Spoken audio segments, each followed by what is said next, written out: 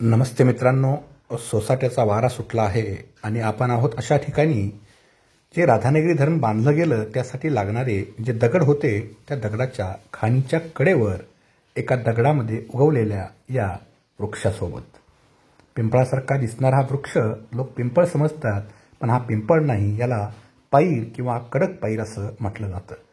Ficus आर्नोटियाना असं याचं botanical नाव आहे. आपण पानं स्पष्टपणे बघितली तर आपल्या लक्षात येईल पानावरच्या शिरा आणि पानांची जी मार्जिन आहे ही थोडीशी वेवी आहे. ही त्याची ओळखण्याची खूण आहे. खास करून हा दगडामध्येच उगवतो, पण पारंपरिकदृष्ट्या अत्यंत गुणकारी असं औषध आहे. खास करून इथून मागं लोक जंगलात वाड्या वस्तीवर राहायचे, आता शहरात आलेले आहेत, नाही असं नाही. त्यावेळी पाय घसरून पडणे, मुक्कामार लागणे, एखाद्या जनावराशी धडक बसणे, अशावेळी अंगाला सूज येऊन दुखणं प्रचंड वाढायचं. अशावेळी त्यांच्यासाठी गुणकारी असणारी या पायरीची साल होती. केवळ याचा लेप उगाळून लावल्यानंतर कोणत्याही प्रकारची आलेली सूज असेल, मुक्कामार असेल, तो पूर्णपणे कमी होतो.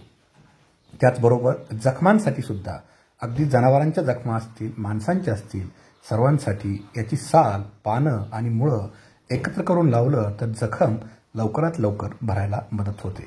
म्हणजे दुखणं असेल, जखम असेल, या सर्वांसाठी गुणकारी असणारं हे खेड्यापाड्यातलं अत्यंत गुणकारी औषध आहे.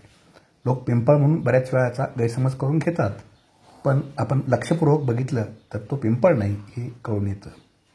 तर हे झाड जंगलामध्ये दगडाच्या कडावरच उगवतं, निश्चितपणे बघा.